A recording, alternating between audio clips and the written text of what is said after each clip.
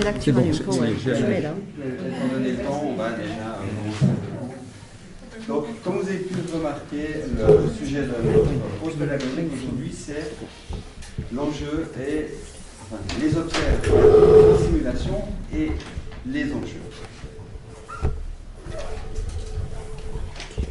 On va commencer par un petit vote à main levée. On va faire un déclare, mais quand même une salutation. Un petit vote à main levée. D'après vous. Alors on vous dit, ne levez pas la main, consultation. ne levez pas la main, mais on vous lit la question. En simulation, les observateurs apprennent 3 propositions, moins que les participants acteurs, autant que les participants acteurs, ou plus que les participants acteurs. Alors, est-ce que vous avez tous compris la question? Oui. D'accord. Il y a pas mal de simulations. On parle des observateurs versus acteurs dans la simulation. Donc, qui pense que les observateurs apprennent moins? Ok, 1, 2, je pense qu'ils apprennent moins. Qui pense que les observateurs apprennent autant que les participants? Alors là, 1, 2, 3, 4, 5, 6, 12, 7, 8, 9, 10, 11, 12, 13. 13. Et qui pense que les observateurs apprennent plus? Donc il y en a quand même 1, 2, 3, 4. C'est très intéressant. Je pense qu'il y en a qui apprennent plus. C'est vrai, pour le coup, on a les trois opinions. Est-ce que des gens qui ont dit que qui a dit que les observateurs apprenaient moins, Laure par exemple, et qui a dit que les observateurs apprenaient plus?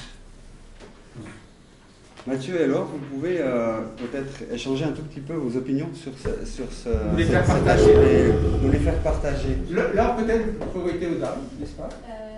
Je faisais cette hypothèse en me disant que parfois les observateurs peuvent être vraiment passifs et je ne suis pas certaine que le fait de ne pas être en action et impliqué induise forcément l'apprentissage. D'accord. Ok. C'était clair pour tout le monde? Oui. Mathieu, qu'est-ce qui te fait dire que les observateurs apprennent plus? Ils ont une vision de recul. Ils ne sont pas dans le stress ne les empêche pas de comprendre la situation. Ils sont au contraire un peu plus en recul, à condition qu'ils soient actifs dans l'observation. C'est vraiment une observation active et pas une observation télé comme pour regarder un film. Finalement, le fait d'être observateur, c'est un avantage. Pourquoi? Ça pourrait être un avantage. Ça pourrait être un avantage. C'est l'hypothèse. C'était aussi l'hypothèse? Exactement la même hypothèse. C'est observateurs apprennent plus. Ok. Avec tous les détails. Oui. Donc c'est-à-dire avec les mêmes conditions que Mathieu a mis. Eh ben, super. Ok, très bien. Donc on va vous proposer un petit exercice. Un petit exercice, c'est que, alors, puisqu'on est sur la thématique, est-ce que les observateurs en simulation apprennent moins, autant ou plus, ben, on va le mettre en pratique. Donc, on va vous mettre dans la posture d'observateur. Et évidemment, puisqu'on est en simulation, on va faire une séquence de simulation. Donc, pour le coup, alors pour cette séquence de simulation, alors d'abord, je vais parler des acteurs. Et ensuite, on va vous parler des observateurs, tous ceux qui resteront observateurs, et on va leur donner des consignes. Mais d'abord, j'ai besoin de 3 participants, plus ou moins volontaires désignés, dans cette séquence de simulation. Donc, j'ai besoin, c'est une simulation qui va se passer juste à côté, qui va être rediffusée ici. Comme c'est une thématique d'urgence, je vais avoir besoin d'un médecin d'urgence. Ça tombe bien. J'en ai plusieurs et j'ai même recruté une volontaire. Voilà. Donc Anne-Laure, que tout le monde connaît déjà. Voilà. Et qui va venir. Donc j'ai besoin d'un médecin des urgences. Et ensuite j'ai besoin éventuellement de quelqu'un qui sache un peu la procédure sur la réanimation cardio-pulmonaire, par exemple un formateur en formation gestes soins d'urgence. Voilà. Donc au hasard.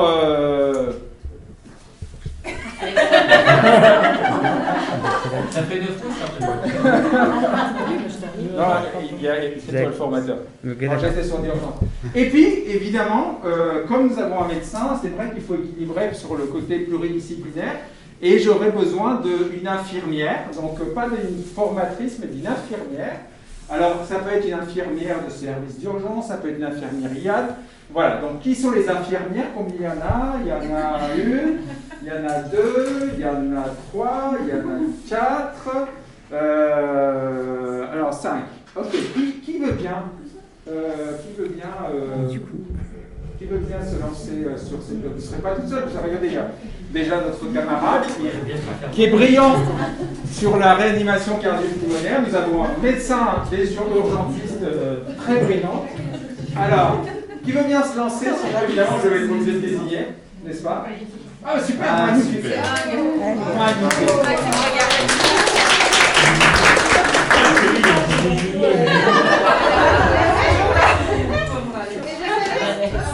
C'est là que quand on pense voilà, on applaudit le choix et pas la performance encore. Voilà, tout à fait. Alors, je vais les trois acteurs. Je vais avoir besoin qu'ils viennent ici avant qu'on. Je vais vous donner quelques éléments pour les trois acteurs ici, mais que je vais vous les faire partager avec les observateurs parce qu'il faut qu'ils. Alors venez tous les trois.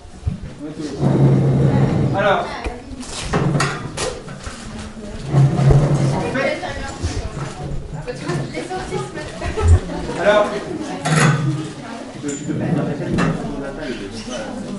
Alors sur ce scénario, j'explique pour les observateurs, j'explique pour les acteurs. Sur ce scénario, il s'agit donc d'une situation d'urgence.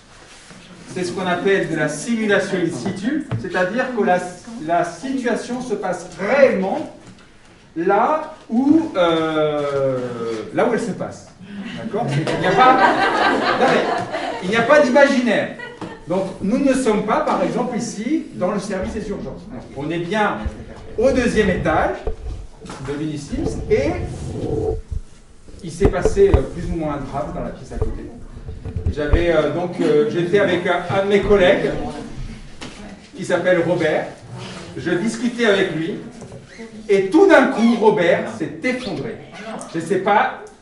Et donc là, je l'ai secoué, je l'ai interpellé et il ne répond plus. D'accord? Donc, je ne sais pas. En tout cas, voilà, Robert, il ne répond plus. Et donc là, je viens dans la pièce du CRPS, c'était la pause pédagogique, et j'appelle 3 brillants professionnels de santé. J'ai pris quelqu'un qui sait gérer les situations d'urgence, une infirmière, un médecin urgentiste. Et je vous appelle en vous disant, venez m'aider, j'ai mon ami là, Robert, il va pas bien. Et comme par hasard, parce que ce RPS et Aminissime, ils sont très bien équipés pour les situations d'urgence, il y a un petit sac qui contient donc un défibrillateur, un BAVU, donc un ballon insufflateur, et une petite mallette d'urgence. Ils sont très très bien équipés ici, où il y a de quoi perfuser. Il y a des gants, alors c'est taille 2, voilà, enfin taille pour moyen. De quoi une poche de perfusion, de quoi désinfecter, de quoi poser une voie veineuse, puisque c'est un patient qui a une voie veineuse, on peut librement poser une voie veineuse.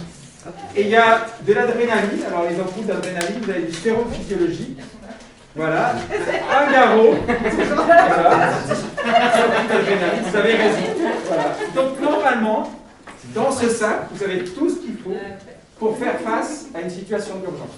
Alors si toutefois, il y avait un problème, alors moi je vais avoir double fonction, c'est-à-dire que je vais être à la fois l'ami de Robert et en même temps, je vais être un petit peu la voix si jamais il vous manque quelque chose, etc. Ou si vous voulez que je relaie un appel, par exemple, à l'extérieur, vous me direz, et puis moi je prendrai le téléphone et je communiquerai les informations que vous avez besoin de communiquer. Est-ce que ça va jusque-là? C'est parfait. D'accord? Donc surtout, l'idée c'est que si vous êtes en difficulté, pensez et parlez à voix haute, et s'il vous manque du matériel, vous me le dites. D'accord? Donc juste si on est en difficulté. Voilà, si vous êtes en difficulté, j'ai un double rôle là, c'est que je suis à la fois un acteur dans la situation, évidemment, pour vous dire, c'est mon ami Robert qui a un problème, et puis évidemment facilitateur Si jamais il y avait on a oublié quelque chose. Peut-être. Tout à fait. Est-ce que c'est clair pour toi? On peut refuser et injecter. Il faut perfuser et injecter. Ah oui, là, on fait tout. C'est l'objectif. Ah, faites tout. Enfin, faites tout la procédure, comme vous savez la faire, comme vous l'avez appris, comme vous devez faire. Ok. Est-ce que ça nous va? Oui. Les observateurs, les consignes étaient claires pour vous? Pour le moment? Est-ce que vous êtes tous bien? Ok. Maintenant, alors, voilà, les observateurs, ils vont avoir des consignes que François va s'occuper de vous donner, mais c'est des consignes qui sont écrites. Bon, je vous donne des consignes. Exactement. Donc je vais vous donner des consignes. Sortez, prenez vos affaires. Comme les consignes sont longues et compliquées, je vais vous distribuer Attendez-moi dehors. quelque chose pour vous guider dans l'accompagnement. Donc ça, ce sera les consignes sur lesquelles vous allez baser vos observations. Technique, je crois. Technique. Ouais, parce que moi j'ai fait ça. Si j'arrive. Ouais. Je verrai ça. Je comprends pas, j'ai plus. Compliquez, vous pouvez. C'est vrai? Non, ouais, mais j'ai plus la Karine. Et voilà. Donc, tout le monde a compris les consignes qu'il a. Ah ouais, elles sont très claires, franchement. Pardon? Elles sont très claires. Je sais pas. Tu le fais à moi, parce que moi je sais pas.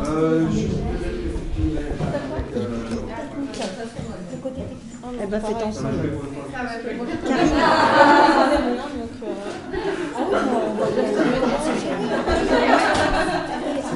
C'est bon pour moi. Ok. Alors, Cisco m'a montré comment ça marchait, donc j'ai enregistré là, c'est bon, ça bien marche. observer la situation qui va durer environ une dizaine de minutes. D'accord. Plus ou moins, ça dépend un peu de la performance de nos collègues. Et ensuite, donc, on va faire un débriefing classique, comme on a vu avec notre ami Jaffrelot. Je vous dis déjà, parce que pour des questions de timing, mais je vous le redirai dans le débriefing, on va donner quelques coups de canif dans le débriefing pour accélérer, mais que vous le sachiez déjà, parce que ça c'est un artifice, un artefact sur lequel on est obligé de l'influencer.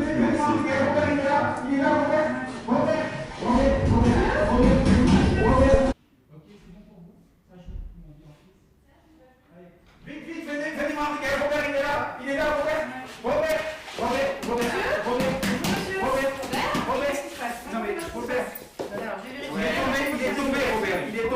Il est tombé, il était juste. Il est tombé. Mais La chance, je ne sais pas, c'est un arrêt cardiaque. allez, c'est bon. Non, mais on va faire ça. Mais pas de chance. D'accord, j'attends là. Vous voulez que j'appelle quelqu'un? Vous voulez que j'appelle le SAMU? D'accord, c'est vous qui appelez le SAMU, qui est de mon téléphone, c'est voilà. Non, parce que là, au téléphone, il ne va pas être bon. Ok. Alors, on va voir besoin du bavu à poser. Oui, SAMU, j'écoute, David. Oui, SAMU, je vous mets en haut-parleur. Oui, j'écoute. Super. C'est moi le SAMU. Ne pas toucher le patient. Ok. Ça vous va? Le SAMU répond, il répond pas. Je vous écoute, je suis toujours en ligne. Attends, vas-y. Oui, bonjour, on est en présence d'un patient qui a fait un arrêt cardio-respiratoire à l'Unissime au 2e étage. Il nous faudrait une équipe, s'il vous plaît. D'accord. Et éventuellement, on va voir si quelqu'un peut aller chercher du matériel en bas. D'accord. Qu'est-ce que vous avez déjà commencé à faire? On a commencé à masser. Voilà, ça fait 30 secondes, il est midi 47. D'accord. Là, on est en train d'essayer de voir si ça analyse le rythme, mais ça n'analyse rien du tout. D'accord. Alors, je pense qu'on Je vous écoute, je suis sur avec vous. je choque pas, je masse. D'accord. On est en train de mettre une voix parce qu'on a une infirmière qui est avec nous, c'est merveilleux. D'accord. Et elle a du vas-y. D'accord. C'est bien, continuez. Ok, on fait les compressions des insuffisations. D'accord. Super. Ok. Et est-ce que le monsieur qui est sur place, là, qui est Francisco, peut redevenir Francisco et venir nous parler pour avoir des informations, s'il vous plaît? Oui, d'accord, ok. Donc, oui, de quelle fois? Oui, Robert, alors, Robert, c'est normal, là, il est tout bleu, Robert, là, c'est pas possible, là. Robert, là, faut faire quelque chose. Là, c'est... Racontez-moi ce qui s'est passé, monsieur. Bah, j'étais en train de discuter avec lui, on prenait une pause café et tout, et puis il s'est effondré, tout. Il a serré sa poitrine comme ça, et il s'est effondré. Ok. Vraiment. Il a des soucis de santé? Il a déjà fait les antécédents d'infarctus il y a 3 ans. Ok. Ok. Est-ce que vous pouvez, s'il vous plaît, essayer de nous trouver du matériel, genre de l'oxygène, parce que là, on n'en a pas. D'accord, de l'oxygène, d'accord. Un scope et de quoi Donc un scope, attendez, je vais noter la liste parce que là je vais perdre mes idées, je vais noter. Donc il me faut un scope. Un scope, d'accord, je vais demander un scope, d'accord, au premier étage. Et quoi d'autre, tu m'avais dit que je demande un scope, et puis quoi d'autre? De l'oxygène, du matériel de réanimation. De l'oxygène, vous m'avez dit, oui. Une bouteille d'oxygène, d'accord. Et quoi d'autre? Qu'est-ce que j'ai besoin d'autre? Vous avez besoin d'autre? Scope et une bouteille d'oxygène, c'est tout, hein? Yes. Oui, ça sera très bien. Ok, bah j'y vais. Et matériel Ça va aller, vous en sortirez sans moi? Oui, il y a le SAMU qui arrive normalement. Il faut bien prévenir le municipal pour qu'ils accompagnent le SAMU, s'il vous plaît. Analyse du rythme cardiaque en cours. Restez à l'écart du patient. Analyse du rythme cardiaque en cours.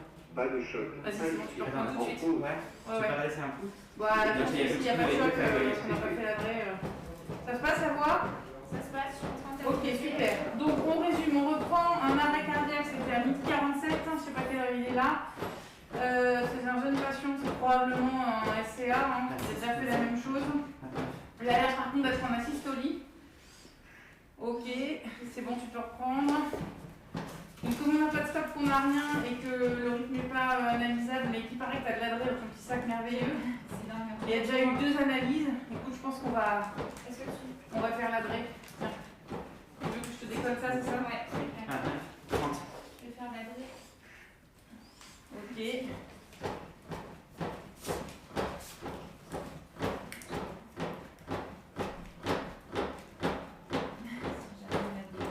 Bon, on ne sait pas si on a l'oxygène ou pas en fait. C'est un peu vu. Et moi je croyais que j'avais l'oxygène. Je me suis dit, bon, bah je suppose. Ouais, et finalement non. Bon, du coup, ça sert à rien de ventiler, mais quand même. Aussi avec le CO2 ventilateur. Allez, hop.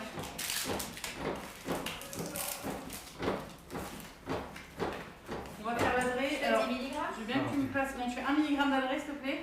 Ouais, je prépare une seringue de 5 ou 10. Je prépare une seringue de 10. Et quand on aura fini, je veux bien que tu me passes mon téléphone pour qu'on note bien les heures. Donc, arrêt 12h47, et j'ai eu 2 analyses.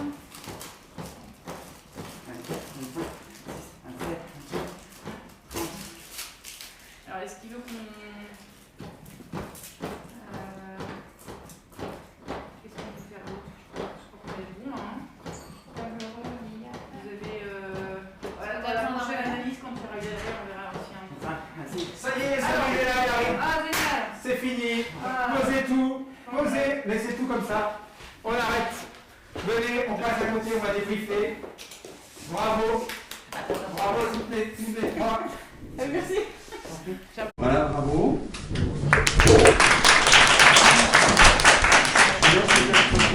Place dans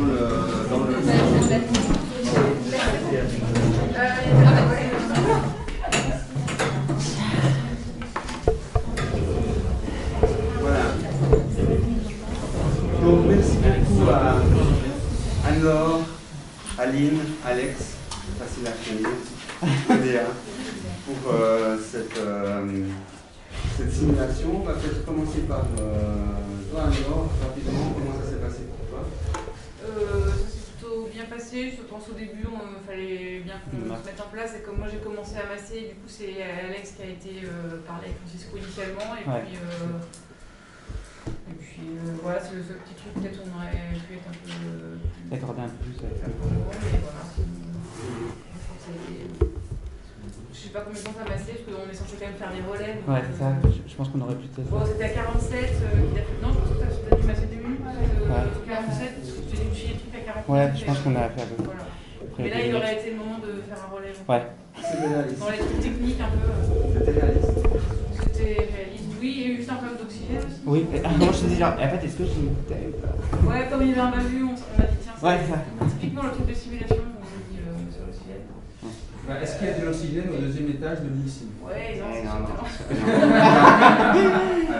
On a dit que c'était in situ, Ouais, c'est ouais. en situation réelle. Ouais, c'est clair que. On ne va pas, on l'a demandé quand même. Oui, en tout cas, on l'a demandé. Je propose qu'on finisse le tour de table. Aline, comment ça s'est passé pour toi? J'ai vu qu'ils s'organisaient en fait tous les deux et j'ai bien compris que ma fonction allait être refusée.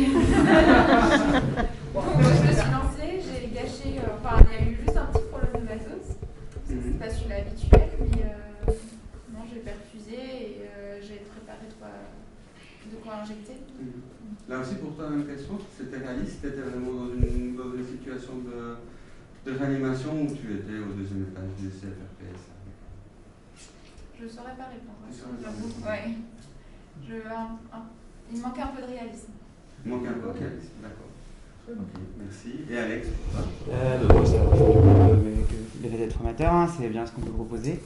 Donc ça, je me suis bien trouvé dedans, vous, comment vous avez proposé. Ça, c'est sûr. Je me suis demandé si on a bien écouté le DSA au début. Si, est-ce que, puis il y a eu un petit flottement, il s'est passé très vite, et puis je rejoins finalement toutes tes remarques. Je pense que c'est ça, moi, qui m'a posé aussi.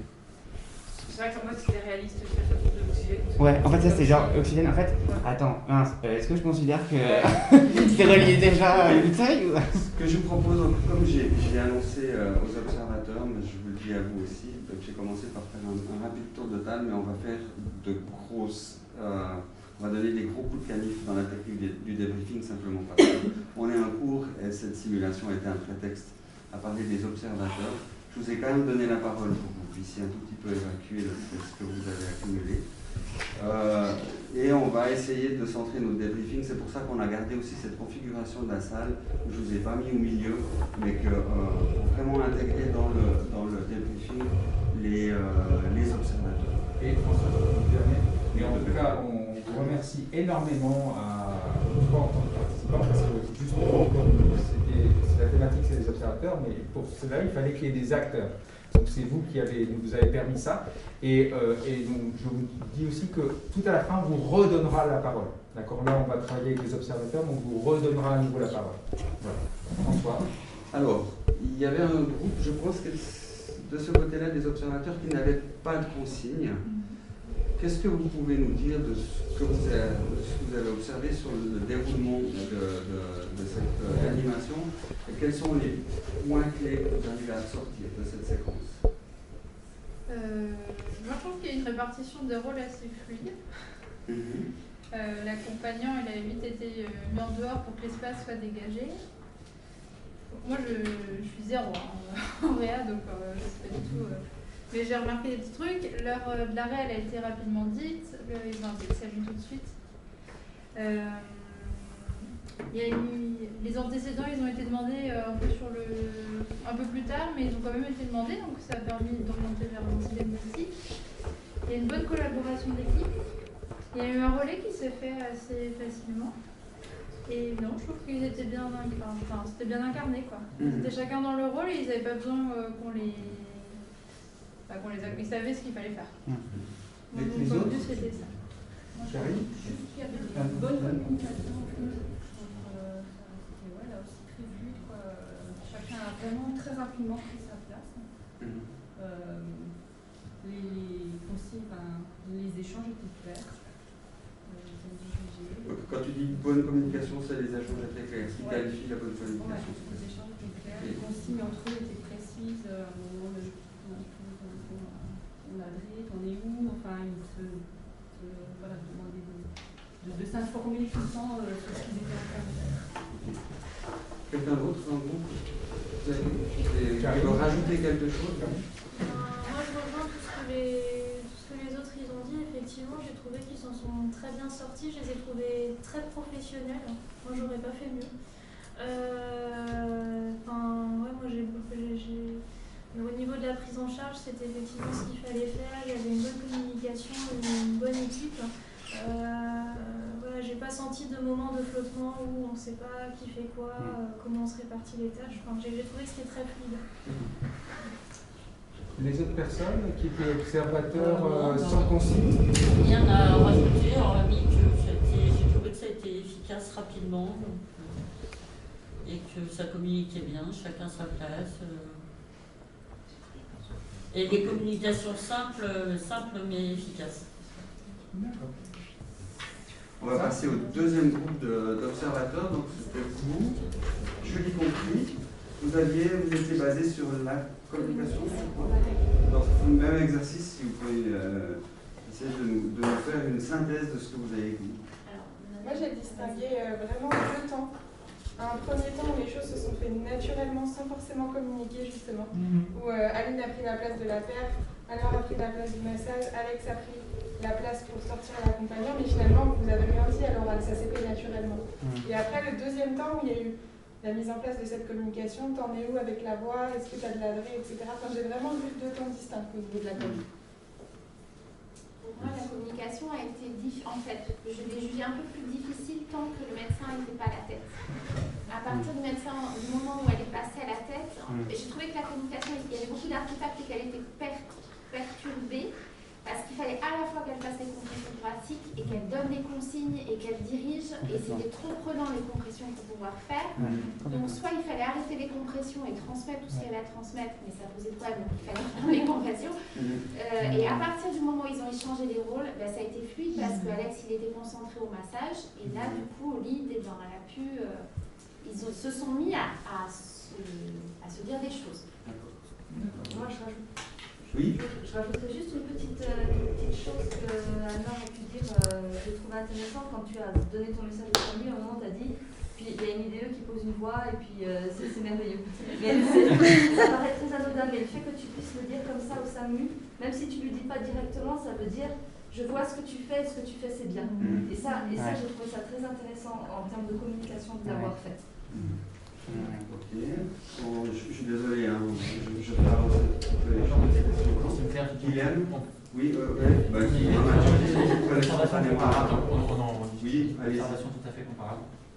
Donc, effectivement, deux temps. Avant le passage d'Anne-Laure à la tête, une fois qu'Anne-Laure était à la tête, on sent ça déroule. Et on voit qu'ensuite. Vous parlez d'Anne-Laure toute sa. Vous parlez d'Anne-Laure. Ouais. Moi, c'était une fois quelqu'un que vous avez identifié qu'un rôle spécifique. Alors, on la connaît. Oui. Moi, je la connais. En dehors de ça. Et donc, une fois qu'elle est à la tête, on voit qu'elle endosse complètement la posture de leader, ou même dans sa façon de parler, où elle réfléchit à voix haute. Donc, voilà, donc, tu as sorti un terme qui était important, c'est un leader. Ouais. C'était d'emblée quelqu'un qui a pris le leadership. Ou est-ce qu'il y a eu des moments de... Non, justement, au début, on voit qu'il est... Guilhem, oui, comme l'ont souligné les filles juste avant, il y a eu un premier seuil d'urgence où la répartition s'est fait naturellement et spontanément pris le plus urgent. Et quand il y a eu un peu moins cette problématique, il y a eu le roulement, effectivement, avec Alex. Et je trouve qu'il y a, au-delà de la charge mentale que ça demande, je pense que même en termes d'élocution, le fait de faire le massage en même temps, ça doit compliquer un petit peu les choses. Physiquement, ça va. Comme Samy aussi. Oui, ça n'avait pas été dit juste avant, mais il y a une information très claire au SAMU, en masse, depuis 30 secondes, c'est un arrêt cardiaque. Voilà, c'est cherché, mais même avec les complications de transmission de son, on comprenait tout ce qui se passait. Ça volait quand même, quoi. Enfin, on cherche un peu excuse-moi, comme j'ai vu que Anne-Laure voulait aussi participer, Anne-Laure, si tu permets, on va faire le troisième groupe des observateurs et après on te donnera la parole. D'accord? Alors, le troisième groupe des observateurs, vous aviez tout ce qui était plutôt technique. Donc, qu'est-ce que vous pouvez nous dire par rapport à la technique si on essaie de regarder la chronologie d'arrivée des choses et puis la manière dont elles étaient réalisées? Du coup, ils sont arrivés, il y a eu une reconnaissance de l'arrêt cardiaque qui n'a pas vraiment été formulée en fait. Toute l'équipe s'est dit que c'était un arrêt cardiaque, je crois, mais personne n'a dit on est face à un arrêt cardiaque. Ah ouais? Si, ça a été dit, je crois. Et ensuite, il y a eu un massage qui a été mis en place très rapidement, effectivement par la personne qui potentiellement joue le rôle du médecin et le leader. Très rapidement, la pose de patch aussi que Aline a mis en place. L'appel au SAMU, à ce moment-là, il y a un chrono qui est déclenché. On est bien sur un massage 30 pour 2. Il y a vite une interrogation aussi sur les éventuelles causes curables de l'arrêt cardiaque avec la recherche des antécédents. Et ensuite, il y a un changement qui est fait à peu près effectivement 1 minute. Il y a une légère interruption du massage à ce moment-là sur le changement, mais bon, c'est comme on est sur la technique, hein, je peux dire ça, mais voilà. Et puis rapidement, il y a l'urgence de la veine avec la voix, une fois qu'il est posé, le début de cette préparation. Et après, sur le choix du fait que effectivement soit Anne-Laure qui ait commencé les compressions, je pense que ça venait au tout début une gestion de Francisco qui était un peu complexe parce que en fait il y a tout de suite eu 2 personnes qui se sont jetées sur lui, à la fois Anne-Laure et Alexandre, et du coup à ce moment-là il restait plus que Aline à la voix et il n'y avait plus une personne pour éventuellement masser à ce moment-là. Donc je pense que c'est pour ça qu'il y a eu un petit délai et que finalement Anne-Laure est venue masser à ce moment-là. De toute façon c'est une réa à 3, donc forcément à un moment donné il fallait que tu masses. Donc bon, voilà. Ok, merci. Quelque chose à rajouter chez les autres observateurs? De neuf, pas grand-chose. C'est vrai que la reconnaissance a été faite de la conscience, en tout cas par Francesco qui a violemment violenté le matin, n'est-ce pas? Et après, Anne-Laure a fait la respiration et elle a enchaîné avec le massage. Voilà, c'est vrai que le début, pour ne pas répéter ce qu'a dit mon voisin, le début a été un petit peu... Enfin, on a eu beaucoup de parasites parce que Francesco parlait fort et parlait beaucoup. Et on entendait du coup pas tout. Mais à part ça, je n'ai rien à rajouter de plus. C'est mon ami Robert. Mais ce que je trouvais intéressant justement par rapport à ce que tu dis, Francisco, c'est la technique du coup relationnelle d'Anne-Laure qui a dit elle t'a fait parler, est-ce que tu peux faire ci, parce qu'à un moment donné on te sentait très énervé, tu avais peur et du coup elle t'a fait verbaliser des choses et du coup tu t'es recentré sur autre chose. Je trouvais ça très intéressant dans le scénario. Alors, est-ce que les autres, c'est bon pour vous? Vous vouliez rajouter autre chose? Moi j'ai fait sur la communication. J'ai eu l'impression que du fait du scénario, il n'y a pas eu de communication au début, mais ça s'est expliqué par la lecture du scénario. C'est-à-dire qu'implicitement, Aline, elle devait poser la voix de fait, quoi. C'était quand même voilà. très téléphoné. Oui, tu as raison, en fait. Tu as raison. Tout à fait. Ok, ce que je vous propose, c'est que je redonne rapidement la parole aux 3 acteurs, si vous avez envie juste de rajouter quelque chose, parce qu'on va terminer ce débriefing un petit peu comme ça. Alex, puis on va aller dans l'autre sens. Sur la simulation, effectivement, je rejoins sur la communication par rapport au leader et à la prise des compressions thoraciques. Quand tu as passé ton appel au 15, à un moment donné, je me dis, attends, est-ce que je peux pas lui demander, genre, je prends ta place, je prends la mienne. J'ai eu ce moment un peu de dire, est-ce que je te laisse passer ton appel et pendant ce temps-là, je fais les compressions. Donc ça rejoint finalement ce que vous disiez en termes de communication. Oui, c'est sûr qu'au départ, le leader il est passé faire les compressions et toi tu t'occupais du témoin. Mais oui, c'est moi qui ai reconnu l'arrêt. Voilà, Ouais, non mais c'est oui, bien sûr. Ça s'organise. Mais en soi, ça fait très vite à cause de On ne recommence pas voilà. parce qu'il faut qu'on avance. Aline? Moi, la seule chose, c'est qu'on s'est peu occupé de Francisco. Ah bah 3. Ouais, mais voilà. Il est pas revenu après. J'ai trouvé que c'était calmé super vite. Il était trop occupé. C'est parce que je suis toujours en train de chercher de l'oxygène à l'hémicycle. Donc, je ne trouve pas d'oxygène à l'hémicycle. Ok, alors. Ok, donc là on va terminer notre débriefing ici. On va faire une petite synthèse ensemble après. Donc là on a donné de nouveau des gros coups de canif dans le débriefing. Ça veut dire que sur chacun des objectifs qui émergeaient, on aurait pu faire des contextualisations et ensuite recontextualisation. Donc ça c'était la grosse entorse. Par contre on va quand même revenir un tout petit peu sur ce que vous avez peut-être pu retenir. Donc quels étaient d'après vous les objectifs qu'on avait dans cette simulation? La collaboration. Collaboration. Qu'est-ce qu'on peut dire sur qu'est-ce que quelqu'un qui a observé, n'importe qui a observé, qu'est-ce qu'on peut dire sur la collaboration dans une simulation? Comment elle devrait être? Collaboration, communication. qu'est-ce que vous avez retenu?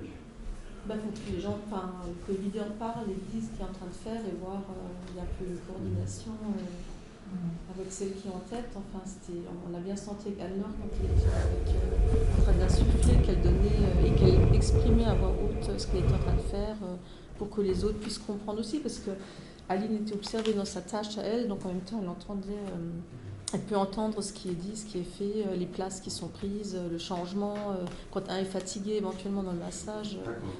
L'importance du leadership. L'importance du leadership. Et puis dans la séquence dans laquelle on fait les choses, on commence par quoi?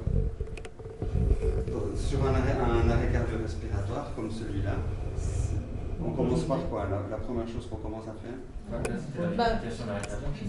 Voilà. Le massage immédiatement. Et l'analyse du rythme. L'analyse du rythme. Et après, le simulable. Donc ça, c'était juste un petit tour maintenant pour essayer de resynthétiser et de voir qu'est-ce qui sort du groupe. Alors, c'est un petit peu artificiel parce que vous êtes quand même tous et toutes des spécialistes. Même probablement Guillaume, que je vois qui fait des conclusions sur de la réanimation. Donc, ce que je vous propose... Ouais. En fait, là, on vient de finir la boucle sur la séquence de simulation. Donc, comme tu l'as dit, François, c'est que comme vous êtes tous maintenant depuis le début, vous êtes déjà avant de venir ici, tu remets juste celle d'avant. Avant de venir ici, vous étiez déjà des pédagogues et maintenant vous êtes des spécialistes de pédagogie. Et je ne sais pas si vous avez bien identifié que donc à un moment donné vous étiez observateur dans une séquence de simulation, mais en même temps vous avez une double casquette qui est vous êtes des pédagogues qui vous êtes mis à la place de vos apprenants. D'accord ? Et ça, c'est un élément sur lequel on voulait vraiment insister, c'est-à-dire qu'à un moment donné, dans votre place d'éducateur, nous, on voulait aussi vous faire ressentir qu'est-ce que ça peut être d'être dans la place de l'observateur et de qu'est-ce que vous apprenez ou qu'est-ce que vous observez. D'accord ? Déjà, c'est pour ça qu'on avait donné des consignes ou pas de consignes, qui était une consigne, de ne pas donner de consignes, et de vous mettre dans cette posture-là d'observateur et de ressentir, en tant que pédagogue, qu'est-ce que ça fait chez vous de penser ça. D'accord ? Donc voilà, c'était simplement pour vous mettre, c'est ce qu'on appelle, on a travaillé ça avec Morgane Jaffrelot, de se mettre en posture méta, d'accord, par rapport à votre posture de pédagogue en simulation. Qu'est-ce que vous direz comme en mettant à la place des observateurs. Et donc maintenant, donc, on revient un petit peu sur le sujet des observateurs dans la simulation. Et donc, ce qui se passe, ce qu'on vit, surtout dans les IFSI, c'est que nos étudiants passent beaucoup plus de temps à observer qu'à être actifs dans les simulations. Donc, ce qui pose quand même la question des apprentissages. La problématique, donc surtout dans les IFSI, manque de places de stage, vous connaissez cette triade, manque d'enseignants, augmentation du nombre d'étudiants.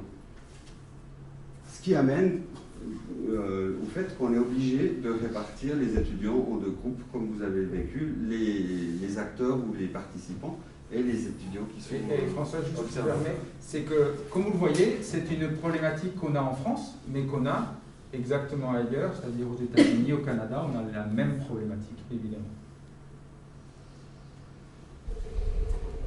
Il y a quelque chose qui rajoute encore à cette problématique, c'est la disponibilité des enseignants, qui sont quand même occupés à pas mal de choses, les contraintes financières et l'organisation des cours, qui fait que vraiment, on est dans cette dynamique.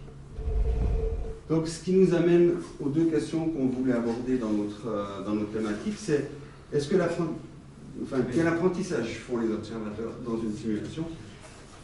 Et l'autre, c'est par rapport aux enjeux, parce que finalement, s'ils n'apprennent pas, quid de la simulation? Donc, quels sont les enjeux qui sont là autour? Donc, c'est pour ça qu'on a choisi cet article-là, pour mettre le contexte que disait Francisco. On est aux États-Unis et c'est dans une IFSI que cette étude a été réalisée.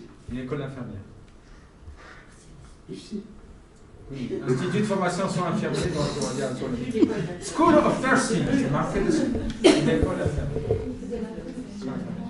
Alors l'article, Tu veux continuer? Non, mais continue.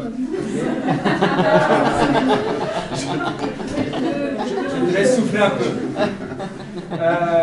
En fait, on est aussi souvent dans une confusion, dans justement qu'est-ce qui a de la valeur en termes d'apprentissage, est-ce qu'on apprend vraiment quand on est actif, et pour le coup, c'est là qu'on a une expérience active, c'est-à-dire qu'on ressent les choses et on apprend, ou est-ce qu'en tant qu'observateur, on apprend tout autant. Donc c'est vraiment qu'est-ce qui conditionne l'apprentissage des observateurs. Et donc dans cet article, c'est de décrire des séquences de simulation qu'ils ont fait et de comparer les apprentissages qu'ils ont mesurés, donc avant la simulation et après la simulation. Évidemment, ils ont fait des simulations avec des briefings structurés beaucoup plus étendus que nous, et ils ont travaillé sur la rétention après coup en termes par rapport aux objectifs qu'ils avaient posés pour la séquence de simulation. Donc c'est une étude qui est expérimentale, qu'ils ont fait un pré-test, post-test, avec des mesures répétées. Et la thématique de la simulation, c'est la simulation avec un mannequin de haute technologie, d'une patiente souffrant de dépression respiratoire, induite par des opioïdes, nécessitant un traitement par antidose, suivi évidemment d'un débriefing. Il y avait, on va dire, un peu de ressemblance avec notre scénario. Voilà. Donc la question de recherche, ben, c'est la question qu'on est en train de vous amener depuis le début. Donc est-ce qu'il y a une différence de connaissances et de rétention des connaissances entre les observateurs et les participants? Si on vient maintenant sur le design de l'article, juste pour vous présenter un tout petit peu les choses, donc il y a plusieurs tests. Ici on a les étudiants acteurs, ici on a les étudiants observateurs, pré-test, simulation, post-test, débriefing. Et puis ensuite, de nouveau 2 tests, alors cette fois où on a séparé dans le test les observateurs et les acteurs. On a laissé passer 4 semaines, et puis, tu peux passer toutes les flèches. On a laissé passer 4 semaines, et puis ensuite on a refait un test. Consignes aux observateurs, donc c'est pour ça.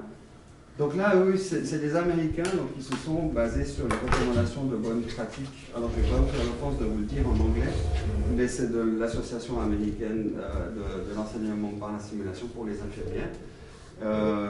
Donc à peu près l'équivalent, enfin c'est quand même une autorité assez reconnue dans la simulation. Et eux, ils ont pris, contrairement à nous, le choix de ne pas donner du tout de consignes. Donc c'est le cas du premier groupe.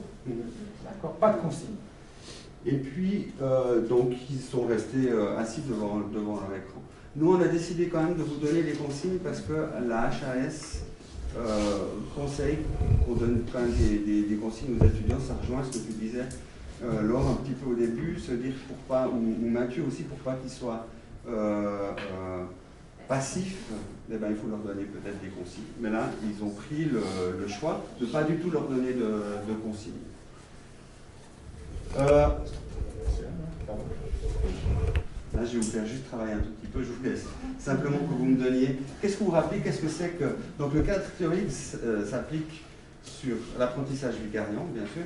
Qu'est-ce que vous vous rappelez de l'apprentissage vicariant, comment on peut le définir, ou comment vous le définiriez, qu'est-ce que vous rappelez? Juste comme ça, une vague idée. C'est juste une vague idée, avec vos mots à vous.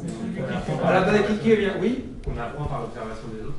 On apprend par l'observation des autres, très juste. Qui d'autre veut compléter? Oui, sans intermédiaire d'un professeur ou d'un enseignant, c'est d'un père à l'autre du même niveau. Ok. Oui. Par l'expérience du père, en fait. Par l'expérience des pairs, ok. Qui d'autre veut compléter? Celui qui fait pas le prêtre. C'est du socio-constructivisme. C'est du socio-constructivisme. Tout à fait. Ok. Donc là, ça c'est la définition. Donc c'est Bendoura qui a défini aussi le concept de l'apprentissage vicariant. Ici dans l'article, ils ont pris une autre définition. Donc on a pris la liberté de traduire ce qui peut donner ceci. Donc c'est les participants qui traitent des connaissances par une observation de la situation mais il faut que la situation, il y a quand même un haut degré d'authenticité pour impliquer les étudiants dans cette observation, pour qu'ils puissent se sentir aussi s'identifier avec, s'identifier avec ce qu'ils sont en train d'observer. L'autre cadre théorique, c'est la théorie de Kolb. Donc, vous vous rappelez, hein, en gros, ça aussi, donc c'est l'observation par l'apprentissage. L'apprentissage par l'observation. Personne ne m'écoute là. Ça, c'était juste un petit texte. Donc, ce qui est intéressant, c'est de voir que les théories de l'apprentissage, jamais ils indiquent que l'expérience concrète, elle doit être pratique. Donc ça, c'est déjà un petit indice sur lequel ils se sont appuyés aussi. Donc, transformation d'une expérience saisie, mais pas forcément d'une expérience pratique. Vécue, enfin en tout cas effectuée, quoi. Ce qui fait que alors, le scénario de simulation a permis aux participants, observateurs, de saisir, d'assimiler et de transformer finalement cette expérience en connaissance. Donc ça, c'est le cadre théorique sur lequel ils se sont appuyés pour cette étude. Donnez la parole pour les commentaires. Comme vous voyez, là, en termes d'évaluation, pré-test, post-test, post-test, post-test, on voit que les deux courbes, en fait, évidemment, c'est les observateurs et les acteurs, eh bien, on voit que les courbes sont très très proches. C'est vraiment ça qui nous intéresse. Elles sont très très très proches. Simulation, débriefing, 4 semaines. On voit, ça c'est intéressant, que ça descend après 4 semaines. D'accord ? Et on continue sur l'évaluation après coup. On est encore sur après les 4 semaines, ça continue à redescendre et ça continue à redescendre pour les deux. Parce que peut-être que les acteurs participants dans la simulation, ça descend moins vite, mais non, ça descend tout autant que les observateurs. Et là, de ça, il y a quelque chose qui ressort, qui est connu dans l'apprentissage, mais bon, cette étude le montre, c'est peut-être pas l'objectif principal de cette étude, c'est que finalement, on se rend compte qu'après un certain temps, après un cours, il y a une déperdition des connaissances qui est égale. Alors ça, c'est ce qu'il voulait démontrer. Par contre, pour nous, formateurs, ça nous rappelle juste une petite piqûre de rappel, qui est justement une piqûre de rappel. C'est-à-dire que il ne faut pas oublier de favoriser la répétition pour favoriser l'ancrage des apprentissages après un certain temps. Donc ça, c'est un autre effet collatéral bénéfique de cette étude. Alors maintenant, si on répond à nos questions, y a-t-il un apprentissage des apprenants observateurs en simulation? Donc la réponse est... Ils ont suivi. Donc la réponse est oui, pour autant qu'il y ait une participation active au débriefing. Et là, le groupe qui a présenté l'évaluation programmatique lundi, vous avez parlé, donc c'était le groupe de Jérémy, c'est pour ça que je sais, mais il n'y avait pas que Jérémy dans ce groupe-là, mais c'est ce que vous avez présenté. Vous avez présenté aussi ce débriefing de Mindful Learning. Donc ça, c'est vraiment une technique de débriefing qui permet d'impliquer vraiment les étudiants. Donc on a vu dans la théorie qu'il faut que les étudiants ils soient vraiment impliqués activement aussi dans le débriefing. C'est ce que vous aviez dit aussi déjà au début. Donc très rapidement, c'est un débriefing, alors pas comme celui qu'on vient de faire, qui était vraiment très tailladé. Ce qui rajoute, c'est cette réflexion en binôme, ce qu'ils vont essayer de faire aussi, alors comme nous dans les cours, essayer de créer un peu des conflits cognitifs, et de tenir aussi un journal de bord pour favoriser l'ancrage des connaissances. Donc eux, ils ont utilisé cette technique-là. Si on arrive à notre deuxième question, qu'est-ce que vous en pensez finalement alors? Est-ce que c'est un gros enjeu ou pas Comme un petit enjeu.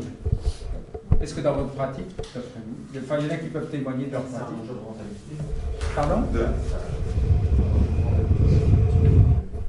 Une séance de 8 simulateurs avec 8 participants. Enfin, 8 participants, il y en a 1, 2, 3 qui vont être acteurs. Et en fait, on a 2 à 3 fois plus de personnes qui en tireront d'expérience. Finalement, c'est pas si grave. Ah si, donc c'est-à-dire que il y a une simule comme on vient de faire là, il y a 3 participants, qui en fait toute la salle a tiré de l'expérience de cette simulation-là. Donc c'est un enjeu énorme de la simulation. Et comme vous l'avez dit, si on passe plus de temps à être observateur que participant, si on apprend uniquement au moment où on est participant, dans ces cas-là, ça pose problème. Et si finalement, en impliquant les observateurs avec des cris d'observation, en essayant d'être actifs, s'il s'avère qu'ils apprennent tout autant, bah c'est très bénéfique. Et par exemple, je ne sais pas si Laure, toi, justement, dans ta pratique, je t'ai vu hocher la tête, dans ta pratique justement avec un grand nombre d'étudiants et peut-être un faible nombre de séquences de simulation, en lien avec quel est ton point de vue pour les observateurs? L'expérience que là je viens de vivre m'incite plutôt à donner des consignes quand même assez précises d'observation. Ça m'a plutôt donné envie d'aller dans ce sens en fait. Dans l'étude, il y avait combien d'observateurs par simule? Dans l'étude non, franchement, je me rappelle pas. Non, mais c'est à l'échelle de ce qu'on fait d'habitude, des petits groupes. Non, mais là, je pense qu'ils sont vraiment dans un ratio comme on a. 60 observateurs, 59 participants. Mais par session de simulation. On ne sait pas si c'était effectivement ou si c'était une grande classe, encore une plus grande classe, par exemple. Par exemple, le ratio, moi dans ma pratique, c'est un groupe de 12 à 15 apprenants maximum. Et en fait, il n'y a que 2 scénarios avec que 2 participants par scénario. Donc il n'y a que 4 sur 15, sur peut-être même une année de formation, enfin de tout leur cursus, qui vont, donc pour le coup, la plupart du temps, vous allez être observateur. Un tiers, 2 tiers, quoi. D'accord. Et le nombre d'observateurs est très important. Ouais. Voilà. Mais oui, excuse-moi. Oui. Est-ce que dans les. Je suppose que vous allez parler des limites après de l'étude? Oui, on a, parce qu'on parle d'une autre comparaison, mais juste, oui, Non, parce qu'en fait, ils sont quand même basés sur les connaissances et on peut se poser encore la question des habiletés techniques, etc. Comment faire de communication. On dit tous, oui, il faut bien communiquer, il faut faire le leader, c'est super, on a tous en tête, mais une fois qu'on est en situation, on ne sait pas si le fait d'avoir été observateur est suffisant. Oui, pour avoir une pratique. Ouais, la question est très pertinente. Ça revient en fait, en tout cas, un des avantages d'utiliser la simulation, c'est l'expérience et la rapidité. Ils n'ont pas l'expérience. Mais effectivement, ça c'est une des limites de l'étude aussi, on a spécifiquement. C'était plutôt sur les connaissances que sur les habiletés. Donc, simplement, un des gros enjeux, c'est comme la simulation est gourmande en ressources, que ce soit économiques et humaines et en salle aussi, il faut quand même que nous, on puisse défendre le fait qu'on ait un recours à la simulation auprès des gens qui nous financent, parce que autrement... Donc, pour autant qu'on soit dans le respect des normes de bonnes pratiques, on peut dire que les apprenants, il y a quelqu'un qui m'écoute cette fois, donc les apprenants ont des apprentissages significatifs, même s'ils sont dans des rôles d'observateurs. Je voulais dire un truc, mais je sais plus. C'est pas grave. Donc si on arrive maintenant au message qu'on est en train de vous assigner depuis le début, c'est que cette étude a démontré que les observateurs construisent les connaissances de la même manière que les acteurs, pour autant qu'on les engage activement dans le débriefing post-simulation et qu'on respecte les bonnes pratiques. Alors j'ai retrouvé ce que je voulais dire, c'est que ce qui renforce aussi l'intérêt et le besoin de former les formateurs en simulation pour qu'ils puissent appliquer les bonnes pratiques. C'est pour ça que je vous invite à Fribourg. D'ailleurs, parce que nous avons négocié un hôtel ce matin. D'accord. Donc, avec Spa, oui.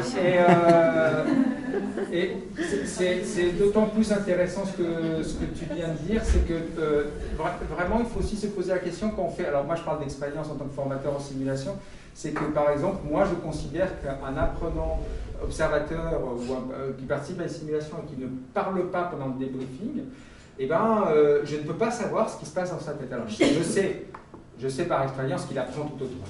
Mais par contre, moi, ça m'interpelle en termes de posture. Et alors, c'est pour le coup, là, par exemple, j'ai parlé de groupes qui vont jusqu'à 15.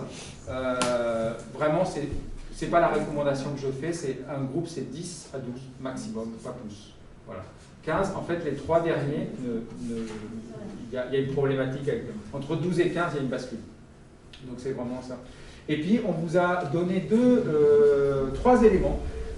Des articles, il y a, comment ça s'appelle? Là, il y a une revue de littérature, justement, sur les observateurs versus relatifs.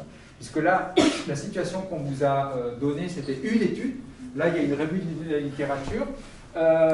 Et cette revue de la littérature, elle a été faite donc en 2019.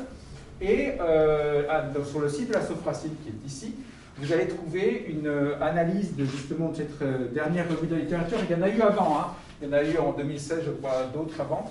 Et donc la dernière revue de la littérature dit à peu près les mêmes choses. Les observateurs apprennent autant.